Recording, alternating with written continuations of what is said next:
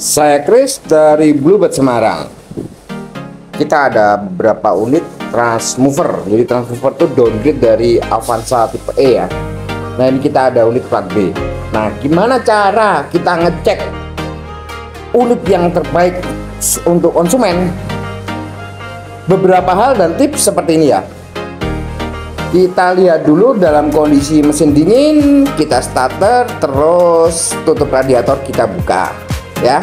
Ingat ya, dalam kondisi dingin tutup radiator kita buka, baru kita starter.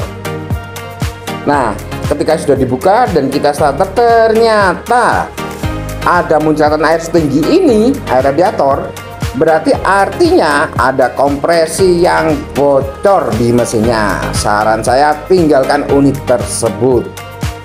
Lalu yang kedua, cara yang paling mudah juga ialah dengan melihat tangki reservoir.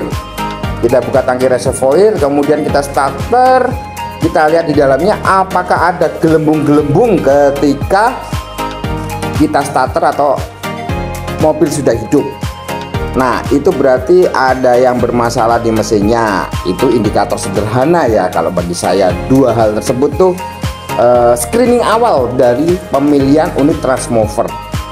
Lalu yang ketiga, kita buka dari tutup oli. Nah kita buka, ini harus pakai tang mestinya. Kita buka kemudian kita starter. Bagaimana? Apakah secara visual ada keluar asap atau tidak? Kemudian kita lihat apakah ada kerak-keraknya. Kalau ada keluar asap, tinggalkan. Kemudian kita lihat juga dari mesinnya apakah ada kebocoran oli di sisi ini. Kalau ini ada kebocoran, mestinya itu mudah sih, mudah dikerjakan, mungkin di satu jam kurang lah. Itu artinya gasket cover silindernya ada kebocoran, diganti nggak sampai 1 jam, tapi bisa jadi permasalahan juga sih. Oke, nah kemudian kita lihat secara visual unitnya bagaimana. Kalau saya sendiri, saya akan lihat eksteriornya, kaki-kaki bagaimana, kemudian eksterior bagaimana.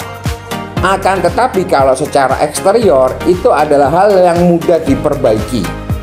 Saran saya yang utama adalah interior, karena interior itu adalah sesuatu yang susah diperbaiki dan memakan biaya yang cukup tinggi untuk perbaikannya. Interior bagaimana? Kita lihat dari dashboardnya, apakah dia merekat dengan kuat. Kemudian dari biasanya kalau dari sisi penumpang ini ada baretan-baretannya.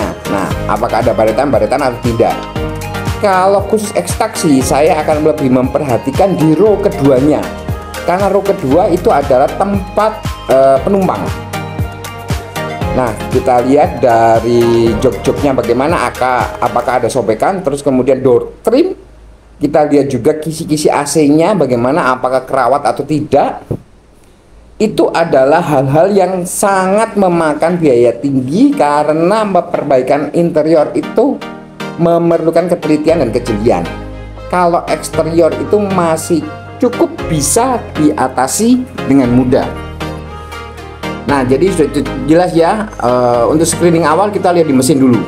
Mesin sudah, kita beralih ke kaki-kaki, kemudian ke interior, dan ke opsi terakhir adalah di eksteriornya. Oke, Bluebird Semarang sekarang punya unit transmover plat B warna hitam dan warna silver. Kita juga punya Vios Limo plat B dan plat H di 2015.